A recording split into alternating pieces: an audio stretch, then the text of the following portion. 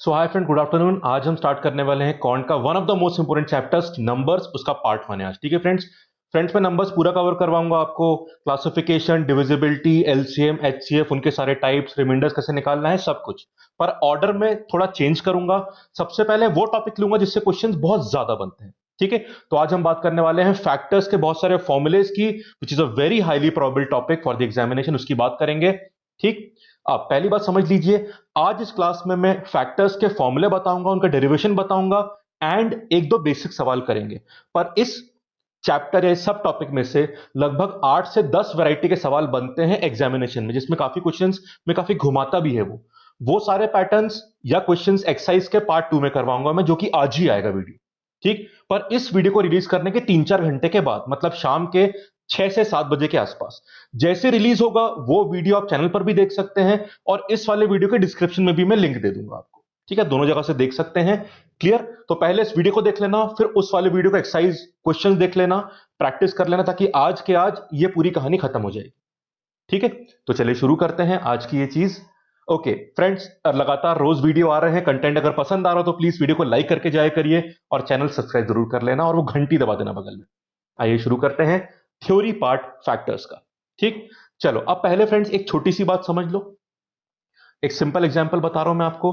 For example 12 होता है 4 into 3। अब यहां पे दो बातें समझिएगा। 12, ठीक है, अब 12 कैसे बनता है?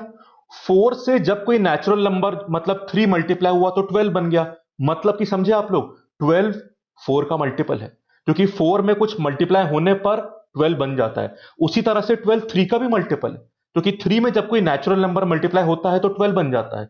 सो 12 3 का मल्टीपल है, 4 का मल्टीपल है, 2 का मल्टीपल भी है, 1 का भी, और 12 अपने आप का मल्टीपल भी है। ठीक, अब उल्टी कहानी देख लो। ठीक, क्या 12 4 से पूरा डिवाइड हो पाता है? हाँ, 12 को 4 से डिवाइड करने पर 3 बनता है, जो कि एक नेचुरल नंबर है। ठीक है, सो इस कारण से 4 12 का फैक्टर है। तो 12 4 का मल्टीपल है, पर 4 12 का फैक्टर है। दोनों कहानियां क्लियर है? और 3 क्या है 12 का? फैक्टर। 2 क्या है 12 का? फैक्टर। 6 क्या है 12 का? फैक्टर। 1 क्या है 12 का? फैक्टर। और 12 क्या है 12 का? फैक्टर। तो एक नंबर खुद का फैक्टर भी होता है और मल्टीपल भी। ठीक है, तो आज हम फैक्टर की बात करेंगे। मतलब जब कोई नंबर किसी और को परफेक्टली डिवाइड कर पाता है तो फैक्टर कहलाता है। अब देखिए, आज देखना क्या है उस बात को समझिए, बहुत इंपॉर्टेंट बात। आज हमें यह देखना है कि कोई नंबर होता है, उस नंबर के फैक्टर कितने होते हैं, उन फैक्टर्स का सम कितना होता है, उन फैक्टर्स का प्रोडक्ट कितना होता है, और 2-3 फॉर्मूले और देखने हैं। टोटल 4 से 5 फॉर्मूले हैं। और क्वेश्चन में एक तो ये एग्जाम में क्वेश्चन आया कि भाई फैक्टर का नंबर बताओ, कई बार थोड़ा घुमाता भी है। ठीक, कि फैक्टर का नंबर पूछेगा विद सम एडिशनल कंडीशन। वो सारे क्वेश्चन के लिए भी मैं आपको बिल्कुल आराम से कॉन्फिडेंटली तैयार करूंगा आज। ठीक है, चलो तो शुरू करते हैं कहानी। अब फ्रेंड समस्या ये है कि छोटे नंबर के लिए तो काम आराम से कर सकते हो। फॉर एग्जाम्पल देख लो, अगर मैं 12 के पूछता हूं कि नंबर ऑफ फैक्टर बताओ, आराम से यहीं पे निकाल लोगे आप। फैक्टर कितने? 1 है, 2 है, 3 है, 4 है, 6 है और 12 है। 6 आ गए। पर नंबर बड़ा बोल दिया मैंने, 360 की बात कर दी। इसके फैक्टर ऐसे लिख के या काउंटिंग से नहीं निकाल सकते आप। देयर शुड बी फॉर्मूलाज, और जिसकी हम लोग आज बात करेंगे। समझ गए? चलिए, अब उन फॉर्मूलेज बड़े सिंपल से फॉर्मूले हैं, पर उन फॉर्मूलेज को अप्लाई करने के लिए आपको पहले अपने नंबर को प्राइम फैक्टराइज फॉर्म में लिखना पड़ेगा। You will have to prime factorize, आपको अपने नंबर का प्राइम फैक्टराइजेशन करना पड़ेगा। प्राइम फैक्टराइजेशन, ये। ठीक है, अब ये इसका बड़ा सिंपल मतलब होता है। फैक्टराइज करने का मतलब फैक्टर्स में तोड़ना। और कौन से फैक्टर्स? Prime factors. करना बड़ा सिंपल है, तरीका देख लो, फिर फॉर्मूले पे आ रहा हूं मैं। ठीक है, तो पहले ये करना पड़ेगा आपको, उसके बाद फॉर्मूले को आप यूज कर पाएंगे। इस प्रोसेस के बिना यूज नहीं कर पाओगे। बात बड़ी सिंपल है। जैसे मुझे 360 को प्राइम फैक्टराइज करना है, बहुत सिंपल है।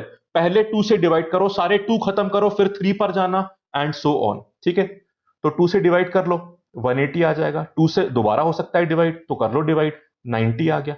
2 से दोबारा हो सकता है, 45 आ गया। अब सारे 2 खत्म हो गए, अब 3 पे आइए। 3 से 45 डिवाइड करो, 15 आ गया। 3 से करो डिवाइड, 5 आ गया। अब 3 खत्म, सारे 4 की जरूरत नहीं, क्योंकि जब सारे 2 खत्म हो गए मतलब सारे 4 भी खत्म हो चुके हैं। अगला 5 है प्राइम नंबर, तो 5 से डिवाइड करो तो 1 आ गया आपका। तो आपका 360 कैसे एक्सप्रेस हो सकता है? इन सबके मल्टीप्लाई की फॉर्म में लिख लो। 2 कितनी बार आ रहा है? 3 बार, तो 2 की पावर 3। 3 कितनी बार आ रहा है? 2 बार आ रहा है, तो 3 की पावर 2। और एक बार आ रहा है 5। This is known as prime factorized form of 360, क्योंकि आपने फैक्टर्स की फॉर्म में लिखा है, पर कौन से फैक्टर्स? प्राइम नंबर और उनकी पावर्स, इसे बोलते हैं प्राइम फैक्टराइजेशन। अब जब ये कर लिया आपने, तो फॉर्मूले फैक्टर्स से कैसे निकालते हैं, अब उस मेन पार्ट पे आते हैं।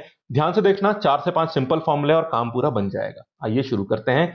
तो हम जनरल फॉर्म में आंसर निकालेंगे और देखते हैं कहानी क्या होती है। तो सबसे पहले हम एक स्टैंडर्ड या जनरल फॉर्म में एक नंबर को मान लेते हैं, ठीक है। So let me assume that there is a number n। मैं रफ वर्क आपको आगे की स्लाइड्स में करवाता रहूंगा, यहां पे मेन हम सारे नोट्स बना लेंगे, ठीक है।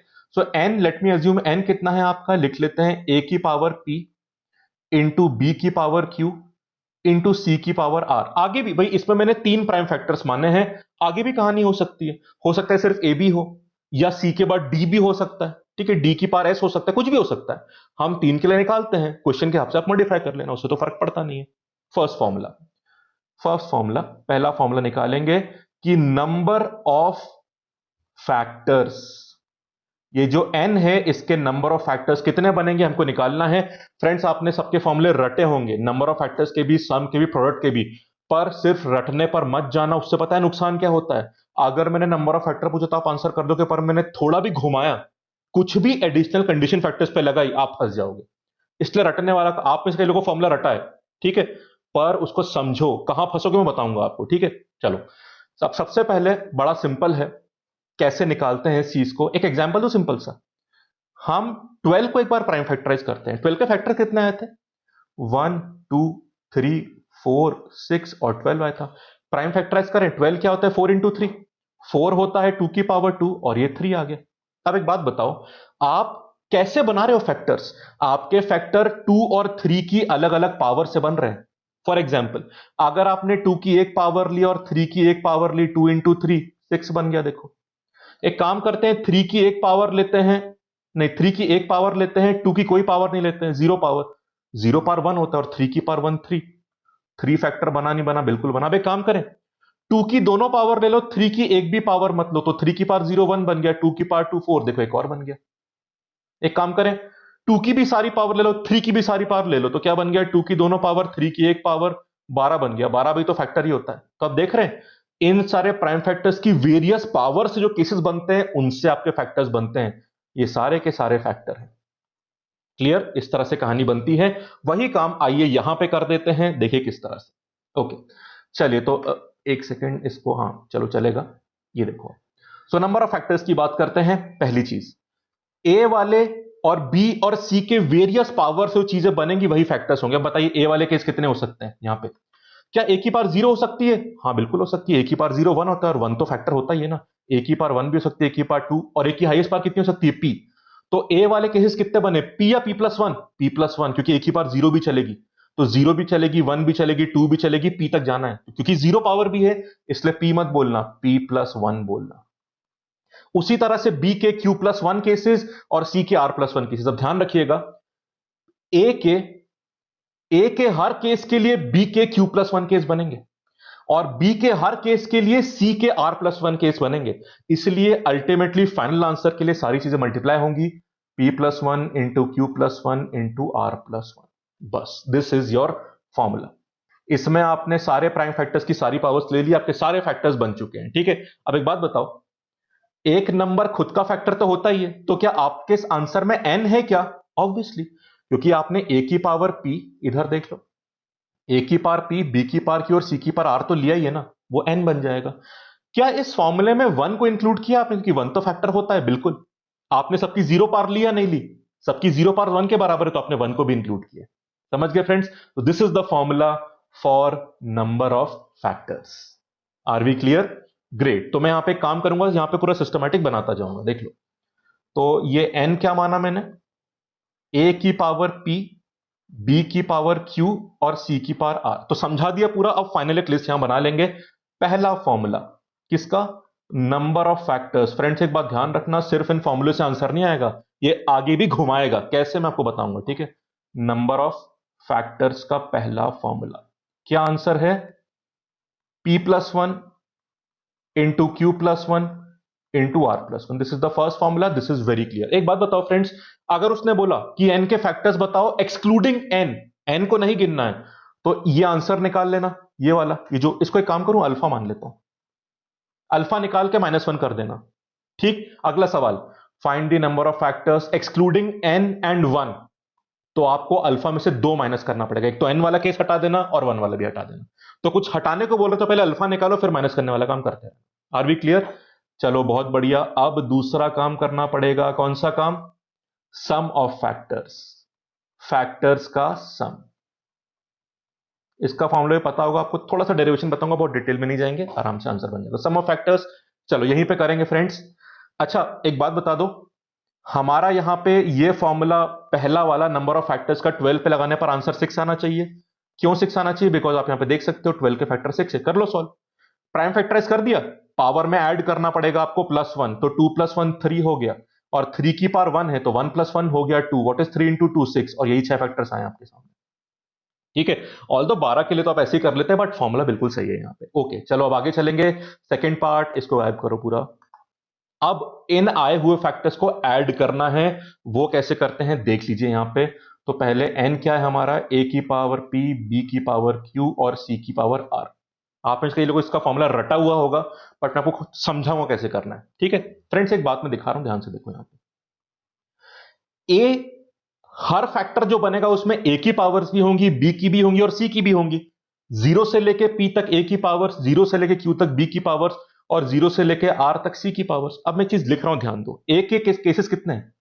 a की पावर 0 भी हो सकती है, प्लस a की पावर 1 भी हो सकती है, प्लस a की पावर 2 भी हो सकती है, और ये कहानी कहां तक जाएगी? a की पावर मैक्सिमम p तक जा सकती है, p+1 केसेस। उसी तरह से अगर आप यहां पे देखते हो b वाले केसेस, मैं ऐसा क्यों कर रहा हूं बताऊंगा आपको भी। b की पावर 0 भी हो सकती है, b की पावर 1 भी हो सकती है, b की पावर 2 भी हो सकती है, और इसे खींचते खींचते हाईएस्ट पावर b की q हो सकती है, ये लिख दिया। और आखिरी में यही काम अगर हम करते हैं c के लिए, तो c की पावर 0 भी हो सकती है, c की पावर 1 भी हो सकती है, c की पावर 2 भी हो सकती है, और आखिरी में c की पावर r भी हो सकती है। कुछ लिखा आपने यहां पे? बढ़िया। अब फ्रेंड्स मुझे एक बात बताओ, पहले तो थोड़ा इस्तेमाल यहां पे मैं जीपी का करूंगा, ज्योमेट्रिक प्रोग्रेशन का, जो हम लोग पढ़ेंगे प्रोग्रेशन चैप्टर में, पर थोड़ा इस्तेमाल यहां पे करना पड़ेगा। ठीक है, वो क्या है मैं बताऊंगा आपको। पहले मुझे ये बताओ, ये जो ब्रैकेट दिख रहे हैं आपको, इन ब्रैकेट में 3 ब्रैकेट हैं आपके, इन तीनों को खोलने पर क्या मिलेगा आपको? यहां पर a की सारी पावर्स, यहां पे b की सारी पावर्स, यहां पे c की सारी पावर्स। इन ब्रैकेट्स को खोलने पर हर ब्रैकेट के सारे टर्म एक दूसरे से मल्टीप्लाई हो जाएंगे, और क्योंकि सब में प्लस साइन है तो बीच में प्लस का साइन होगा। फॉर एग्जाम्पल पहला टर्म क्या होगा? a की पावर 0 इंटू बी की पावर 0 इंटू सी की पावर 0। दूसरा टर्म क्या होगा? a की पावर 0 इंटू बी की पावर 0 इंटू सी की पावर 1। इस तरह से a की सारी पावर्स मल्टीप्लाई होंगी b की सारी पावर से, जो कि c की सारी पावर से मल्टीप्लाई होंगी। तो अल्टीमेटली आपके पास तीनों की सारे पॉसिबल पावर केसेस मिल जाएंगे, जो कि क्योंकि प्लस साइन है इसलिए बीच में प्लस बना होगा। और इन तीनों के सारे पावर केसेस से ही तो फैक्टर बनते हैं। तो अल्टीमेटली इन तीनों ब्रैकेट के खुलने पर आपको फैक्टर्स का ही सम मिलेगा या नहीं मिलेगा? बिल्कुल। देख लो, एक टर्म क्या होगा? a की पावर 2, b की पावर 1, c की पावर 1, एंड सो ऑन, सारे केस मिल गए। आखिरी टर्म क्या होगा? a की पावर p इंटू बी की पावर q इंटू सी की पावर r, मतलब आपको n खुद मिल जाएगा। n आपको खुद मिल गया।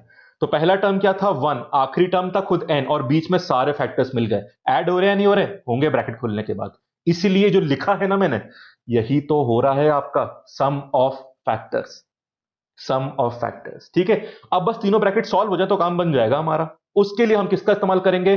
ज्योमेट्रिक प्रोग्रेशन, जिसका मैं डेरिवेशन नहीं बताने वाला, वो प्रोग्रेशन में बताऊंगा, अभी सिर्फ यूज कर लेते हैं। ठीक है, व्हाट इज ज्योमेट्रिक प्रोग्रेशन? एक ऐसे टर्म्स का प्रोग्रेशन जहां पे हर दूसरा टर्म पिछले वाले से कुछ मल्टीप्लाई करने पर मिलता है।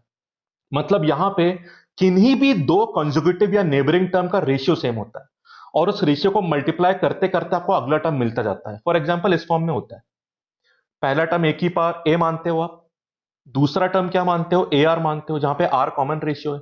ए फर्स्ट टर्म हो गया, आर कॉमन रेशियो। अगला टर्म एक और आर ले आओ तो ए आर स्क्वायर हो गया, फिर ए आर क्यूब हो गया। इस तरह से कहानी चलती रहती है। nth टर्म कौन सा होता है? ए आर की पावर n-1, क्योंकि आर एक बार कम लग रहा है हर टर्म में। पहले टर्म में कोई आर नहीं, दूसरे में एक आर है। इस तरह से ये होता है ज्योमेट्रिक प्रोग्रेशन, जीपी। और यहां पर जो तीनों बन रहे हैं जीपी ही तो बन रहा है। जैसे इसका पहला टर्म क्या है? ये देख लो आप, ए की पावर 0 मतलब 1, अगले टर्म में a मल्टीप्लाई हुआ, अगले में एक और a मल्टीप्लाई हुआ, उसी तरह से यहां पे b की पावर 0 मतलब 1 पहला टर्म, अगला टर्म में एक b मल्टीप्लाई हुआ, फिर एक और b मल्टीप्लाई हुआ। तो यहां पे कुछ कॉमन मल्टीप्लाई हो के अगला टर्म बन रहा है जीपी। तो जीपी के सम का फॉर्मूला यहां पे लगा दो, ये जीपी दिख रहा है, इन सारे टर्म्स का सम कितना होता है, ये a मतलब फर्स्ट टर्म, ब्रैकेट में क्या आता है, r की power n minus one upon r minus one, जहां पे a फर्स्ट टर्म होता है, r कॉमन रेशियो और n होता है नंबर ऑफ टर्म्स। सीधे अप्लाई कर दो, आंसर आ जाएगा। चलो शुरू करते हैं, यहां लगाओ। सबसे पहली बात, यहां पे a क्या है आपका, फर्स्ट टर्म तो सब में वन है, तो वन वन तो ऐसे ही लिखा रहेगा, अलग से लिखने की जरूरत नहीं है। ब्रैकेट के अंदर अब पहले टर्म का r कितना है, कॉमन रेशियो, इसमें a मल्टीप्लाई हो रहा है पहले ब्रैकेट में, तो a लिखना पड़ेगा आपको। फ्रेंड्स नंबर ऑफ टर्म्स कितने, p या p plus one, p plus one, क्योंकि अब जीरो पावर से p तक जा रहे हो, तो p नहीं p प्लस वन, ये p प्लस वन कर दिया आपने, ये माइनस वन आएगा, और नीचे क्या आएगा, r माइनस वन, पहले ब्रैकेट में कॉमन रेशियो तो a के बराबर है क्योंकि a मल्टीप्लाई हो रहा है, a माइनस वन। ग्रेट, अब बिल्कुल यही काम बाकी में कर दो, सेम फॉर्मूला आ जाएगा। इसमें क्या आ जाएगा, b की power q plus one minus one upon Q minus, एक सेकेंड, हाँ, माइनस वन अपॉन नीचे b माइनस वन, और आखिरी ब्रैकेट में यही काम c के लिए कर दो, c की पावर r प्लस वन, नीचे क्या आएगा माइनस वन, और यहां पे c माइनस वन। ये रहा आपका आंसर। आपने ऐसे रटा होगा, पर अब समझिए आता कहां से है। इसलिए कहता हूं किस तरह से आता है डिराइव करना, उसमें 5 मिनट देख लिया करो, फिर कभी भी इसके एप्लीकेशन में आपको डाउट नहीं होगी, कभी भी अंडर कॉन्फिडेंट फील नहीं होगा। ग्रेट, चलो अपने अपडेट कर ले यहां पे। उससे पहले काम कर दूं, 12 का आंसर बता दूं आपको, 12 के लिए अप्लाई हो रहा है नहीं हो रहा। 12 के फैक्टर्स लिख दो एक बार, 1 2 3 4 6 और 12, ऐड करो एक बार इन सबको। कितना आ रहा है भाई, 6 12 16 28, 28 28 आ रहा है, फॉर्मूले से भी 28 आना चाहिए। चलो तो 12 क्या होता है, 2 की पावर 2 इंटू 3 की पावर 1, अप्लाई कर दो। कैसे आएगा, अब देखो दोनों ब्रैकेट बना लेते हैं, 2 पावर एक बढ़ानी पड़ेगी तो 3 हो गया, minus one upon two minus one, यही काम 3 के लिए कर दो। 3 की पावर 1 है, उसको एक बढ़ाओगे तो 3 की power 2 minus one upon 3 minus one. Great, अब ये कितना आ गया, 8 माइनस वन तो 7 होता है, अपॉन 2 माइनस वन तो 1 हो गया। यहां पे 3 की पावर 2 9, 9 माइनस वन 8 होता है, अपॉन 2, 8 बाई 2 4 होता है, 4 इंटू 7 होता है 28, बिल्कुल सही आंसर आ गया। क्लियर, तो this is the second formula, यहां पे अपडेट कर दूं मैं सम ऑफ फैक्टर्स का फॉर्मूला, ये रहा, a की power p plus one minus one upon a minus one, और यही काम बाकी ब्रैकेट्स में भी करोगे आप। ठीक है, कर दो, b की power q plus one minus one upon B minus one, और यही आखिरी काम c के लिए कर दो, या जितने भी टर्म्स आपके नंबर में हो, c की power r plus one minus one upon C minus one. This is the second formula for sum of factors. चलो अब आएंगे थर्ड फॉर्मूले पे फ्रेंड्स, और थर्ड फॉर्मूला क्या है, थर्ड फॉर्मूला है आपका प्रोडक्ट ऑफ फैक्टर्स। अब फ्रेंड्स एक बात समझी जाती है, एक स्टूडेंट्स के मन में ओपिनियन होता है कि प्रोडक्ट ऑफ फैक्टर शायद थोड़ा मुश्किल से आए, नहीं वो तो और आसानी से आता है। कैसे, मैं आपको सिंपल एग्जांपल बताता हूं। देखो पहले तो भाई अपन अपना n मान लेते हैं, a की पावर p इंटू बी की पावर q इंटू सी की पावर r। 12 के एग्जाम्पल से बता रहा हूं, 12 के एग्जाम्पल से। 12 के फैक्टर्स लिखो, 1 2 3 4 6 और 12। आपको इन सारे फैक्टर्स का प्रोडक्ट निकालना है। चलो प्रोडक्ट करते हैं। फ्रेंड्स एक बात बताओ, इन सबको मल्टीप्लाई करते वक्त, इनका प्रोडक्ट निकालते वक्त, can I change the order? Yes I can. A into B into C is equal to C into B into A. Product करने में आप ऑर्डर चेंज कर सकते हो। चलो ठीक है, तो एक काम करता हूं, इनको मल्टीप्लाई करने के लिए मैंने 1 को 12 से मल्टीप्लाई कर दिया। What is 1 into 12? 12। मैंने 2 को 6 से मल्टीप्लाई किया, व्हाट इज 2 इंटू 6? अगेन 12। और फिर 3 को 4 से मल्टीप्लाई किया, व्हाट इज 3 इंटू 4? 12। मैंने पेयर बना दिए, पहले को आखिरी से मल्टीप्लाई किया, आंसर नंबर के बराबर मतलब 12 के बराबर आ गया। सेकंड को सेकंड लास्ट से मल्टीप्लाई किया, थर्ड को थर्ड लास्ट से, और हर पेयर आपको नंबर के बराबर आंसर देगा। तो समझे आप लोग कि अगर आपके नंबर के 10 फैक्टर बन रहे हैं तो 5 पेयर बनेंगे, और हर पेयर नंबर के बराबर आंसर देगा। तो 12 का आंसर क्या है, क्योंकि 6 फैक्टर्स है, 3 पेयर बनेंगे, 12 की पावर 3 इज योर आंसर। बस दैट्स ऑल, लिख दो यहां पे। अब देखो एक काम करें, थर्ड वाला फॉर्मूला किसकी बात कर रहे हैं, थर्ड देख लो, प्रोडक्ट ऑफ फैक्टर्स। देखा सिंपल रहा नहीं रहा? एक छोटा सब केस यहां बनेगा जो मैं आपको बाद में बताऊंगा। Product of factors, very important formula. अब देख लो, मैं यहां से कहानी डिराइव कर रहा हूं। प्रोडक्ट निकालने के लिए आपको नंबर ऑफ फैक्टर्स निकालना पड़ेगा, जो आपने निकाल दिया अल्फा, दिख रहा है अल्फा। अब अल्फा मतलब पेयर कितने बनेंगे, अल्फा बाय 2 पेयर। और हर पेयर n के बराबर आंसर देगा, तो n की पावर अल्फा बाय 2 आपका आंसर आ जाएगा। बस इतना काम करना है आपको। सिंपल था या नहीं था? बहुत बढ़िया। चलो फ्रेंड्स, अब हमें एक चीज और देखनी है, फिर हमारा काम खत्म। लास्ट फॉर्मूला देखो, सिंपल है काम या नहीं है, बस ऐसे ही करते रहना चाहिए। थोड़ा डेरिवेशन देखना जरूरी है फ्रेंड्स, वरना ना कई बार आप उलझ सकते हो। चलो, अब मैं ये देख रहा हूं, जो चीज मैं निकालने वाला हूं उसको मैं यहां पे लिख के बता रहा हूं आपको। अब ध्यान से देखो यहां पे, इसको मैं फाइनल में बाद में लिखूंगा, थोड़ा एक एक सब केस बनेगा यहां पे, ध्यान से देखना जो मैं निकाल रहा हूं। Number of ways to express, just a minute, हाँ, number of ways to express n, मतलब आपका number, as a product of two factors. समझ के क्या चाहिए? क्लियर हुई बात? आप कितने तरीकों से अपने नंबर n को दो फैक्टर्स के मल्टीप्लाई की फॉर्म में लिख सकते हैं, दो फैक्टर्स के प्रोडक्ट के फॉर्म में लिख सकते हैं, उतने नंबर ऑफ वेज बताने हैं आपको। अब आप अगर ध्यान देंगे, प्रोडक्ट निकालते वक्त हमने ये पेयरिंग वाला काम ही तो किया था। 12 के लिए आंसर कैसे निकाला? आपने दो दो के पेयर बना दिया। In how many ways can you express 12 as a product of two factors? There were 3 ways. पहला वे कौन सा था? ये देखो, 1 इंटू 12 था। दूसरा कौन सा था? 2 इंटू 6 था। तीसरा कौन सा था? 3 इंटू 4। मतलब कि क्योंकि 12 के 6 फैक्टर्स थे, इसलिए there were 3 possible ways to express 12 as a product of two factors. ठीक है, तो बड़ा सिंपल सा काम हमें लगता है। कौन सा काम?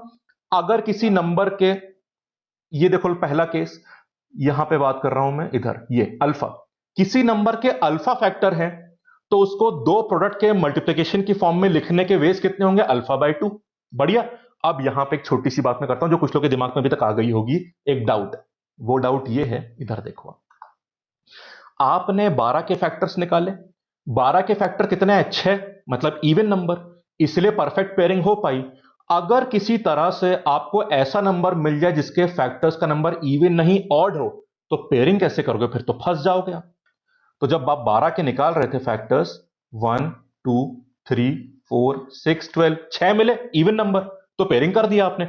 अगर कोई नंबर ऐसा मिले जहां पे number of factors even he ना है, तो अपॉइंट टू किससे करोगे? आप फंस जाओगे आप। ठीक है, चलो अब एक सिंपल बात, एक बात देख लेते हैं कि भाई ये जो अल्फा निकाला हमने यहां फर्स्ट पार्ट में, जब तक ये अल्फा, इधर, जब तक ये अल्फा हमारा इवन नंबर है तब तक सब सही है। पर अगर ये ऑड हुआ तो हमें लग रहा है थोड़ी प्रॉब्लम हो सकती है। तो उस प्रॉब्लम का इलाज भी आपके सवाल में ही है। आप ये पहचान लो कि अल्फा ऑड कब होगा, किन किन केसेस में किसी भी नंबर के ऑड नंबर ऑफ फैक्टर्स आएंगे। अगर वो केस पकड़ में आएगा तो सोल्यूशन भी आपको समझ में आ जाएगा। बताओ, अब देखो, अल्फा ऑड कब होगा?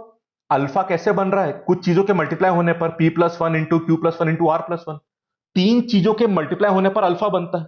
अब अल्फा ऑड कब होगा? जब तीनों चीजें ऑड होंगी, क्योंकि अगर मल्टीप्लाई करते वक्त कोई भी एक इवन हो जाए तो फाइनल चीज कभी ऑड नहीं हो सकती, वो इवन ही होगी। तो अगर फाइनल चीज ऑड है, मतलब तीनों ब्रैकेट ऑड होने चाहिए। बिकॉज ऑड कैसे बनता है? Odd into odd into odd. ठीक, तो मतलब कि हमारा यहां पर जो अल्फा है, which is equal to p+1 into q+1 into r+1, अब ये भी ऑड होगा, ये भी ऑड होगा और ये भी ऑड होगा, तब जाके अल्फा ऑड होगा। और ये सारे के सारे तीनों चीजें +1 करके बन रहे हैं, p+1 q+1 r+1। तो अगर तीनों चीजों का +1 ऑड है, तो +1 को हटाने पर ओरिजिनल p q r तो इवन होंगे ना। समझे आप? तो जब हमारे p q r ये तीनों इवन होंगे, तब जाके इनका +1 सबका ऑड होगा, तब जाके उन ऑड्स का मल्टीप्लाई ऑड होगा, which is number of factors. ठीक है, अब सिंपल सी कहानी आ गई। p q r का इवन होने का मतलब क्या होता है फ्रेंड्स? ये देखो, ये नंबर था मेरा, यहां पे लिख देता हूं दोबारा, a की पावर p, b की पावर q, c की पावर r, सारी पावर्स का इवन होने का मतलब बड़ा सिंपल, नंबर परफेक्ट स्क्वायर होता है। यही तो परफेक्ट स्क्वायर की पहचान होती है। जब सारे प्राइम फैक्टर्स की पावर इवन होती है, 2 4 6 8 ऐसा कुछ, तभी तो नंबर वो परफेक्ट स्क्वायर कहलाता है। जैसे देख लो आप, 49 देख लो, व्हाट इज 49? 7 की पावर 2, यहां पे 2 की पावर आई, 7 की पावर 4 भी परफेक्ट स्क्वायर ही होगा। सिंपल। तो जब भी सारी पावर्स 2 या उसका मल्टीपल होती है, तब नंबर परफेक्ट स्क्वायर होता है। तो अब हमें समझ में आ गया, जब नंबर परफेक्ट स्क्वायर हैं तो सारी पावर्स इवन नंबर हैं, उन सबके +1 ऑड नंबर होंगे, जिनका मल्टीप्लाई ऑड नंबर होगा। इसीलिए नंबर ऑफ फैक्टर्स इवन नहीं ऑड होगा, जो हमारा प्रॉब्लम वाला केस है। अब आंसर भी आ जाएगा, देख लो, बड़ा सिंपल। अब आपको मैं आंसर बताने वाला हूं। समस्या समझ गए क्या जटिलता है प्रॉब्लम? अब देखो, बड़ा आसान solution. Let us take a perfect square, 36 ले लेते हैं, ठीक है। 36 परफेक्ट स्क्वायर है, तो प्रॉब्लम यहां बननी चाहिए, सोल्यूशन भी निकल आएगा यहां से, ठीक है। थ्योरी समझ गए ना? चलो, राइट द फैक्टर्स ऑफ 36। पहला 1 होता है, फिर 2 होता है, फिर 3, फिर 4, फिर 6 होता है, फिर कौन सा है फ्रेंड्स? 9 होता है ना। 9 के बाद 12 होगा, और फिर कौन सा लग रहा है? फिर तो सीधे 18 लग रहा है। 18, फिर 36। काउंट कर लो, इसके नंबर ऑफ फैक्टर्स ऑड आने चाहिए, आएंगे भी। 4, 8, 9, 9 फैक्टर्स। फंस गए ना? इसी की बात कर रहा था मैं, ठीक है। तो अब अगर मैं बोलूं एक्सप्रेस 36 इन दी फॉर्म और as a product of two factors, तो आप फंस गए। क्या करोगे आप अल्फा निकालोगे, नंबर ऑफ फैक्टर्स, वो 9 निकलेगा। अब 9/2 क्या होता है? 4.5। अरे नंबर ऑफ वेज 4.5 थोड़ी नहीं हो सकता है, तो 4 होंगे या 5 होंगे, ठीक। ये समस्या थी। तो सबसे पहले समस्या समझना बहुत जरूरी है, क्योंकि समस्या नहीं समझे तो सोल्यूशन की इंपॉर्टेंस नहीं समझोगे आप। सोल्यूशन बहुत सिंपल है फ्रेंड्स, चलो लिखते हैं। I am trying to express 36 in the form of product of two factors. Let us write. पहला वे, वही पहले को आखिरी से करना, सेकंड को सेकंड लास्ट से करना। फर्स्ट वे 1 इंटू 36, दूसरा वे 2 इंटू 18, तीसरा वे 3 इंटू 12। ये सारे के सारे 36 आ रहे हैं। 1 into 36 36, 2 into 18 36, 3 into 12 36। What is 4 into 9? 36। चार तरीके बन गए। अब एक बात बताओ फ्रेंड्स, क्या 6 जो बचा उसे पार्टनर की जरूरत है क्या? वो तो अपने आप में ही काफी है फ्रेंड्स। What is 6 into 6? 36। उसे पार्टनर चाहिए भी नहीं था, इसलिए आपको उसका पार्टनर मिला भी नहीं, ठीक है। इसलिए अब आया समझ में? परफेक्ट स्क्वायर वाले केसेस में से दो सवाल बनते हैं। पहला तरीका कौन सा होता है? पहला वे, पहले वो अगर आपसे पूछता है इस क्वेश्चन में, in how many ways can you express 36 as a product of two factors, तो आंसर क्या होगा? चार तो ये हो गए, पांचवा कौन सा हो गया? 6 इंटू 6, ठीक है। तो नंबर ऑफ फैक्टर्स आपके 9 थे, आपने 9 प्लस 1/2 कर दिया, ठीक है। What is 10/2? 5। या फिर एक और काम कर लो, व्हाट इज 9/2? 4.5। आपने इसको 5 बोल दिया। पांचवा तरीका कौन सा है? 6 इंटू 6। एक और सवाल सुनो, in how many ways can you express 36 as a product of two distinct factors? दोनों अलग होने चाहिए, तो उसने क्या बोल दिया? 6 इंटू 6 नहीं चलेगा। तो अब आंसर 5 होगा, 4 होगा? 4 एक हटा दिया आपने, कौन सा हटा दिया? 6 इंटू 6। 36 का रूट 6 होता है। तो बेसिकली आप हर समय किसी भी एन नंबर को कैसे लिख सकते हो? Root N into root N. वो अब नहीं चलेगा। तो 36 में 6 इंटू 6 नहीं चलेगा, बाकी चार चल जाएंगे, बढ़िया। तो अब 9 प्लस 1 मत करो, अब 9 माइनस 1/2 कर दो आप, जो 4 होता है। या फिर यहां से 4.5 था, इसको 5 मत लिखो, इसको 4 लिख दो। Both ways are fine. समझ गए आप? तो जब नंबर परफेक्ट स्क्वायर नहीं होता तो सिंपल केस बनता है, बिकॉज अल्फा या नंबर ऑफ फैक्टर्स तो आपका इवन आता है। पर जब परफेक्ट स्क्वायर बनता है तब दो केस बनते हैं।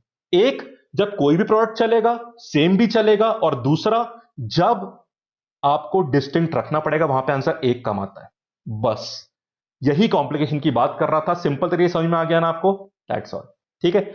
चलो, अब यही कहानी मैं आपको फॉर्मूले में लिखवा देता हूं, फिर कहानी खत्म। एक सिंपल सा एग्जांपल लेंगे, फिर वाइंड अप कर देंगे। चलो भाई, लिख लेते हैं। आओ, फोर्थ फोर्थ पार्ट। अब फोर्थ पार्ट में हमें दो केसेस बनाने पड़ेंगे। पहला केस, तो इसका मैं ए पार्ट बोल देता हूं, if N is not a perfect square. तो कहानी बहुत सिंपल है, क्वेश्चन देख लो आप। ये देखो, पहले सवाल लिख दूं जिसकी मैं बात कर रहा था। अब मैं आपसे भी सर्च करूं कि आप अपनी कॉपीज में इसके नोट्स बना लीजिएगा। Number of ways to express express N as a product और मल्टीप्लीकेशन ऑफ टू फैक्टर्स। अब क्योंकि यहां पे जो नंबर है हमारा वो परफेक्ट स्क्वायर नहीं है, तो इसके नंबर ऑफ फैक्टर्स इवन आएंगे। तो आपके बिल्कुल जैसे मान लो 10 फैक्टर आ गए, तो 5 पेयर बन जाएंगे, और हर पेयर का मल्टीप्लाई एन के बराबर आंसर देगा। तो आंसर क्या है? नंबर ऑफ फैक्टर्स अल्फा है आपके, तो आंसर कितना हो गया? Alpha upon 2। सिंपल। यहां पे कोई चक्कर नहीं है, दूसरे केस में चक्कर आएगा। इसको बी पार्ट बोल दीजिए। कौन सा B part? If your number is a perfect square, ठीक है। चलो, अब वही सेम चीज जल्दी से लिख देता हूं। सो नंबर ऑफ वेज, यहां पे दो पार्ट बनेंगे, ये मैं पहला पार्ट लिख रहा हूं। Number of ways to express n as a product of two factors, two factors। ठीक है फ्रेंड्स, थोड़ा मैं फोटो को छोटा कर दूं। हाँ जी, तो अब एक बात बताइए, कितना आंसर है? अब यहां पे क्योंकि नंबर परफेक्ट स्क्वायर है तो आपका अल्फा है, number of factors odd number आएगा। अब यहां पे सेम वाला चलेगा नहीं चलेगा? मतलब जैसे 49 लिया आपने, ठीक, तो 7 इंटू 7 लेना है क्या? बिल्कुल ले सकते हो आप, क्योंकि यहां पे डिस्टिंक्ट वाली कंडीशन नहीं है, तो इसलिए 36 वाले केस में 6 इंटू 6 लेना है आपको। ठीक है, तो इसलिए यहां पे एक्स्ट्रा केस चलेगा, तो आप अल्फा प्लस 1/2 कर दोगे।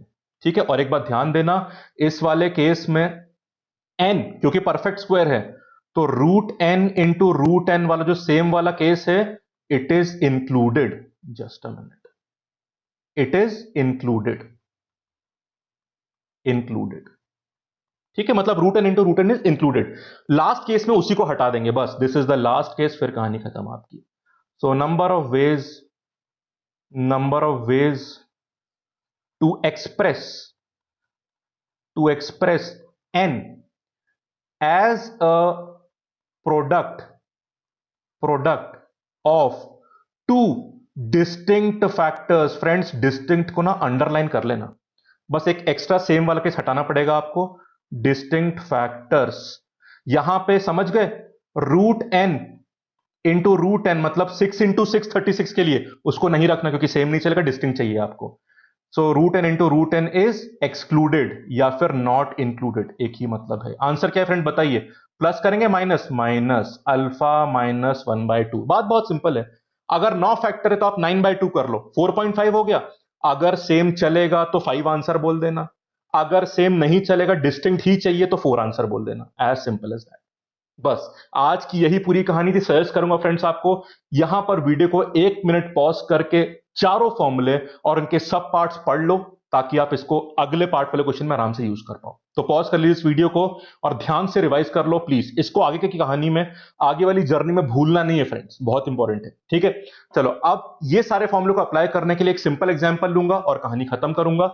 अगला वीडियो जो आज ही 3-4 घंटे के बाद आएगा, उस वीडियो में मैं आपको एक इलेबोरेट एग्जाम्पल से इनके एक्चुअल एग्जाम क्वेश्चन बताऊंगा। आइए शुरू करते हैं। एक एग्जाम्पल लूंगा, 360 की बात करी थी ना, वही कंप्लीट कर लेते हैं। तो ये रहा 360। पहला काम फ्रेंड्स क्या होगा, प्राइम फैक्टराइज करिए। 2 से क्या आ जाएगा, 180 आ जाएगा। 2 से फिर 90 आ गया। 2 से दोबारा 45 आ गया। अब 3 को ले आइए, 3 से 15 आ गया।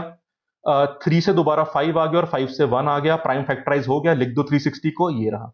तो 360 इज 2 की पावर 3 इंटू 3 की पावर 2 इंटू 5 की पावर 1 मतलब 5। चलो पहली चीज निकालते हैं, फर्स्ट थिंग निकालो sum of factors. Sum of factors मैं जल्दी से ऐसे लिख रहा हूं, सम ऑफ फैक्टर्स कैसे निकालोगे आप? पावर में +1 करना पड़ेगा फ्रेंड्स, तो क्या हो जाएगा, 3 + 1 मतलब 4, 2 + 1 मतलब 3 और 1 + 1 मतलब 2।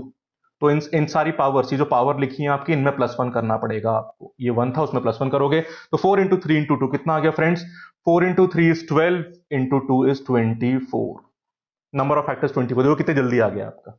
ठीक है, दूसरा, एक सेकंड फ्रेंड्स, सॉरी, ये तो नंबर ऑफ फैक्टर्स आया ना आपका, number of factors 24 factors, 24 factors. ठीक है, this is number of factors. अब सम निकाल लेते हैं, sum of factors, sum of factors, sorry वो फ्रेंड नंबर ऑफ फैक्टर्स था, सम ऑफ फैक्टर्स नहीं था। ठीक है, चलो वो भी बड़ा सिंपल है। पावर में ये फॉर्मूला देखो, क्लियर है आपको, ये वाला सेकंड फॉर्मूले की बात कर रहा हूं, इसको यूज कर लो।